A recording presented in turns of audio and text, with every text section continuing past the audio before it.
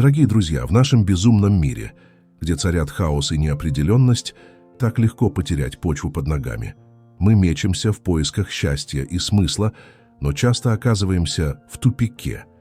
Однако что, если я скажу вам, что ключ к гармонии и успеху был известен еще древним мудрецам? Это учение стоиков, философия жизни, которая помогает обрести внутренний стержень и стать хозяином своей судьбы, быть мудрее, чем другие люди. Возможно, вы спросите, разве могут советы из прошлого работать сейчас, в век высоких технологий и бешеных скоростей? Поверьте, стоицизм актуален во все времена. Ведь он учит нас не обстоятельствам, а управлять своим разумом и чувствами. А это ключ к успеху в любой сфере, от карьеры до личной жизни. Сегодня, как никогда, мы нуждаемся в твердой опоре и четких ориентирах. Мир меняется стремительно, и многие привычные схемы дают сбой.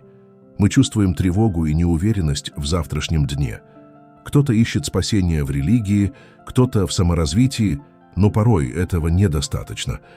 Нам нужна цельная философия, которая позволит сохранять ясность ума и действовать разумно в любых обстоятельствах. И такая философия есть. Это мудрость стоицизма. В этом видео мы разберем 8 ключевых уроков стоицизма, которые помогут вам возвыситься над толпой и стать настоящими мудрецами нашего времени. Итак, давайте же смело шагнем на тропу стоиков и впустим в свое сердце свет древней мудрости. Первый урок. Контролируйте то, что в ваших силах. Стоики верили, что в жизни есть вещи, которые мы можем контролировать, и вещи, которые от нас не зависят. Глупо тратить силы на борьбу с тем, что нам не подвластно, например, с природными катаклизмами, болезнями или поступками других людей. Вместо этого нужно сосредоточиться на том, что в наших силах, на собственных мыслях, решениях и действиях. Представьте, что вы не взяли зонт и попали под дождь. Вы можете ворчать на погоду и мокнуть, а можете поблагодарить небо за свежесть и ощущение жизни. Выбор за вами. Или, скажем, вас незаслуженно критикует начальник. Обидеться и страдать в вашей власти. Но можно и извлечь урок, стать сильнее и продолжить работу. Снова ваш выбор. Стоики учат нас быть проактивными, то есть брать ответственность за свою жизнь и не винить в своих бедах обстоятельства или других людей. Когда мы фокусируемся на том, что можем изменить, мы обретаем силу и уверенность в себе. Мы перестаем быть жертвами и становимся творцами своей судьбы. Но как понять, что в нашей власти, а что нет?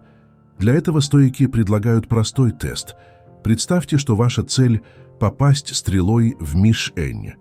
Вы можете контролировать свою сосредоточенность, дыхание, угол и силу натяжения тетивы, но вы не властны над ветром, который может отклонить стрелу. Вы не можете влиять и на то, как стрела полетит, попав в цель, или нет. Ваша задача – сделать все возможное, чтобы прицелиться и выстрелить наилучшим образом. А результат – в руках судьбы. Так и в жизни. Мы должны прилагать максимум усилий, но не привязываться к плодам своих трудов. «Делай, что должно, и будь, что будет» – вот девиз стоиков. Это не призыв к пассивности и бездействию. Напротив, это призыв к активности и смелости в сочетании со смирением перед неизбежным ходом вещей. Возьмем пример из карьеры. Допустим, вы мечтаете о повышении. Вы можете работать на совесть, развивать навыки, проявлять инициативу, но решение о вашем повышении примет начальство. Может статься, что ваши старания не оценят, предпочтут кого-то другого или сократят штат. Значит ли это, что ваши усилия напрасны? Стоики считают, что нет. Ведь вы стали профессиональнее, обрели ценный опыт и укрепили свой характер. Даже если желаемого результата нет, процесс того стоил. Или другой пример, из сферы отношений. Представьте, что вы влюблены и хотите быть с объектом своих чувств. Вы можете красиво ухаживать, окружать заботой, добиваться взаимности, но сердце любимого человека вам не подвластно. Он может ответить взаимностью, а может и отвергнуть ваши чувства. Стоит ли в этом случае вообще проявлять инициативу? Стоики говорят: да, это того стоит, Ведь, добиваясь любви, вы учитесь открытости, смелости и щедрости. Даже если отношения не сложатся, вы станете лучшей версией себя и будете готовы к новой любви. Концентрируясь на том, что в наших силах, мы обретаем внутреннюю свободу и душевный покой. Мы перестаем зависеть от внешних обстоятельств и чужого мнения. Нашу самооценку больше не определяют победы и поражения, а только наши усилия и намерения. Мы становимся хозяевами своей жизни, а это ли не ключ к счастью?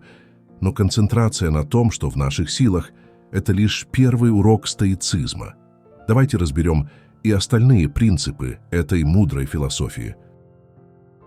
Второй урок – учиться на чужом опыте. Зачем набивать собственные шишки, если можно перенять знания у тех, кто уже прошел этот путь? Внимательно наблюдайте за окружающими и анализируйте последствия их выбора. Это убережет вас от многих ошибок. Скажем, ваша подруга связалась с абьюзером и теперь страдает от его агрессии и ревности. Глядя на ее опыт, вы учитесь распознавать сигналы токсичных отношений и не повторять эту ошибку. Или ваш коллега увлекся азартными играми и залез в долги. Его пример показывает, к чему приводит неконтролируемая страсть, и вы держитесь от нее подальше. Чужой опыт – бесплатный учебник жизни. Не игнорируйте его уроки, и ваш путь будет намного легче и приятнее. Конечно, свои ошибки тоже полезны, они закаляют характер. Но зачем платить больше, если можно получить знания по сходной цене? Третий урок стоиков – жить настоящим. Прошлого уже нет, будущее не наступило, есть только этот миг. Упустите его, и он не повторится. Как часто мы откладываем мечты на потом, ждем знака свыше или идеальных обстоятельств, но совершенный момент не наступит никогда. Единственное правильное время для действий – сегодня. Хотите выучить язык? Запишитесь на курсы. Мечтаете о своем деле? Сделайте первый шаг, напишите бизнес-план. Давно влюблены? Признайтесь в чувствах, не тяните. Даже маленькое действие лучше, чем большие планы. Конечно, это не призыв к безрассудству, но если вы все продумали и чувствуете, что цель того стоит, и вперед, без промедлений. Помните совет стоиков? Ловите момент, живите полной жизнью, цените каждое мгновение, и вы не пожалеете на смертном одре, что упустили что-то важное. Четвертый урок – отсекать токсичных людей. В нашем окружении встречаются энергетические вампиры. Они обесценивают ваши успехи, тянут вниз, заражают своим негативом. После общения с ними опускаются руки и пропадает вкус к жизни. Прогоняйте прочь таких людей. Стоики советуют: оцените свое окружение критически. Общение должно наполнять вас силами, а не опустошать. Если кто-то постоянно жалуется, критикует, манипулирует вами, возможно, пора прекратить эти отношения. Порой сложно вычеркнуть из жизни коллегу или родственника. Тогда стоит свести общение к минимуму, не откровенничать, уклоняться от встреч, менять тему. Будьте вежливы, но тверды. Объяснять причины не обязательно, просто отдаляйтесь. Защищая свою нервную систему, вы оберегаете и продуктивность. В здоровой среде легче сосредоточиться на целях и сохранять оптимизм.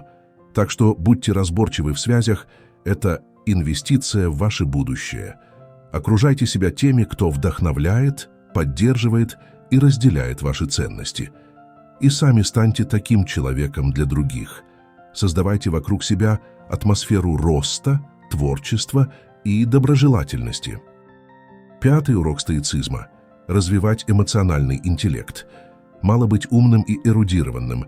Чтобы преуспеть в жизни, особенно в общении, нужна эмпатия, умение ставить себя на место другого, считывать эмоции и невербальные сигналы. Представьте, что вы ведете переговоры. Партнер улыбается, но его улыбка не касается глаз, а руки нервно теребят ручку. Это повод насторожиться. Похоже, он не до конца искренен. Заметив такие знаки, вы сможете скорректировать свое поведение и принять верное решение. Учитесь читать собеседника по мимике, жестам, интонациям. Порой они говорят больше, чем слова. Чутко прислушивайтесь к своей интуиции. Если что-то цепляет, не игнорируйте этот сигнал. Развивайте в себе наблюдательность, учитесь задавать правильные вопросы и внимательно слушать. Это ключ к взаимопониманию и влиянию на людей. Кстати, эмоциональный интеллект полезен не только в общении с другими, но и в отношениях с самим собой. Замечайте свои чувства, называйте их, исследуйте их причины. Это поможет лучше понять себя и управлять своим состоянием. Вместо того, чтобы подавлять эмоции, учитесь трансформировать их в позитивные действия. Злость может стать топливом для спорта, страх – стимулом для подготовки, а грусть – поводом для творчества или помощи другим.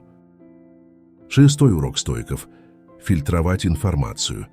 Мы живем в эпоху информационного шума. Каждый день на нас обрушиваются тонны данных, новости, реклама, чужие мнения. В этом потоке легко утонуть и потерять себя. Стоики же учат: контролируйте то, что вы потребляете. Относитесь к информации как к пище. Выбирайте только полезную и достоверную. Ограничьте время в соцсетях и на новостных сайтах. Не забивайте голову тем, что вас не касается, или на что вы не можете повлиять. Концентрируйтесь на знаниях, которые помогают расти и решать ваши задачи. То же касается и личных границ. Цените свои секреты и планы, не доверяйте их кому попало. Если вы узнали ценные сведения, например, инсайт о компании, трижды подумайте, прежде чем делиться ими. Болтун – находка для шпиона, а вот молчун выглядит загадочно и внушает уважение. К тому же, сберегая информацию, вы оставляете себе пространство для маневра. Информационная гигиена важна и в том, что касается вашего внутреннего диалога. Следите за своими мыслями, не позволяйте им блуждать без дела и перескакивать с одного на другое. Сознательно направляйте свой ум в конструктивное русло. Размышляйте о возвышенном, планируйте свой день, визуализируйте успех, отсекайте негативные сценарии и самокритику. Ваш мозг – это сад, и только вам решать, какие семена в него сажать и какие сорняки выпалывать. 7-й урок – управлять своим состоянием. Наш мозг – невероятная машина, он генерирует тысячи мыслей в день, но многие из них – просто ментальный шум. Если пытаться осознать их все, недалеко и до безумия. Поэтому важно фильтровать свои мысли, отсеивать вредные и культивировать полезные. Ловите себя на негативе, самокопании, тревоге, обидах. Спросите себя: это продуктивно, это помогает мне достичь цели? Если нет, гоните дурные мысли прочь. Переключайтесь на то, что вдохновляет и придает сил. Медитируйте, занимайтесь спортом, танцуйте, творите. Находите свои способы перезагрузки и восстановления энергии. С эмоциями та же история. Гнев, страх, уныние, зависть, плохие советчики. Нельзя позволять им руководить вашей жизнью. Но и подавлять чувства насильно не стоит. Ищите баланс. Проживайте эмоции, но не застревайте в них. Помните, только вы властны над своим состоянием. Развивайте внутреннюю дисциплину ума. Это ваш самый мощный ресурс. Кстати, управление состоянием – это не только про ментальное здоровье, но и про физическое. Стоики большое внимание уделяли заботе о теле. Они понимали, что усталость, болезни и боль мешают ясности ума. Поэтому советовали соблюдать режим дня, правильно питаться, не злоупотреблять алкоголем и даже закаляться. Здоровый дух в здоровом теле – вот залог гармонии и успеха. И последний, 8-й урок стоицизма – практиковать осознанность. Это умение быть здесь и сейчас, замечать свои мысли и чувства, но не отождествляться с ними. Когда вы осознанны, вы не застреваете в прошлом и не витаете в будущем. Вы действуете разумно, сохраняя ясность и самообладание. Представьте, вы совершили оплошность на работе, и начальник вызывает вас на ковер. В такой ситуации легко впасть в панику или самобичевание. Но стоик остановится и спросит себя: что я чувствую? Это правда обо мне или просто мои страхи? Он отстранится от эмоций, оценит ситуацию трезво и будет действовать взвешенно, даже если придется признать вину и принять последствия. И последний, 8-й урок стоицизма – практиковать осознанность. Это умение быть здесь и сейчас, замечать свои мысли и чувства, но не отождествляться с ними. Когда вы осознанны, вы не застреваете в прошлом и не витаете в будущем. Вы действуете разумно, сохраняя ясность и самообладание. Представьте, вы совершили оплошность на работе, и начальник вызывает вас на ковер. В такой ситуации легко впасть в панику или самобичевание. Но стоик остановится и спросит себя: что я чувствую? Это правда обо мне или просто мои страхи? Он отстранится от эмоций, оценит ситуацию трезво и будет действовать взвешенно, даже если придется признать вину и принять последствия. Конечно, быть стоиком – это ежедневный труд и вызов самому себе. Иногда будет трудно, иногда захочется все бросить и сдаться.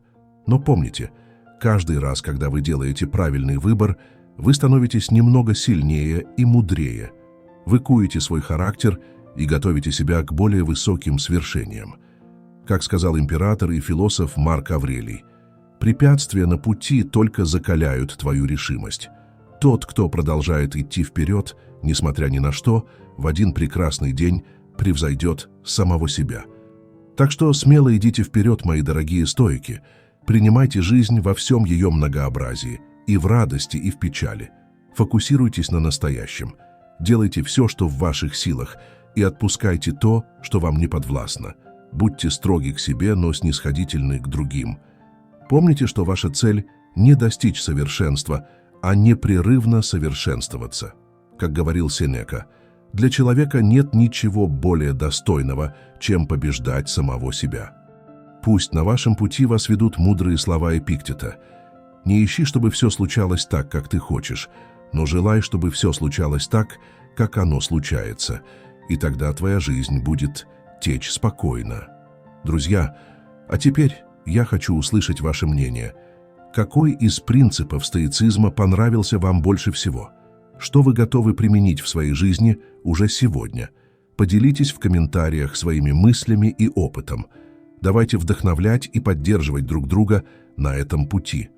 И не забывайте подписываться на канал «Мудрость стоицизма», чтобы не пропустить новые видео о философии, психологии и искусстве жизни.